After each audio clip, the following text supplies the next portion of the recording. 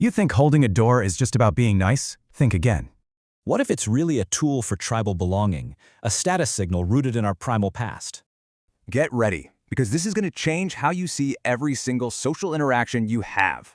Sociologist Irvin Goffman had this wild idea. Our social lives are basically just theatrical performances. He said we're always on stage. Front stage is our public persona. Backstage is where we drop the act. And keeping up this performance takes a ton of effort. Goffman called it face work. Which is exactly why being on all the time can feel so completely exhausting, right? There's a name for it: dramaturgical stress. It's that anxiety of constantly playing a part. It comes from hiding how you really feel, and that deep fear your social mask might slip. Okay, but it's not just about what we do.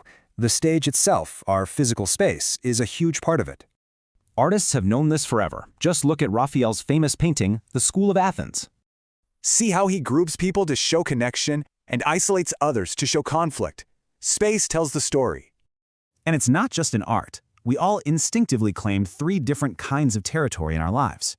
First, there's your primary territory. This is your home base, the space you'll defend fiercely. Then you've got secondary territory. You know, your seat in a coffee shop, even though you don't own it.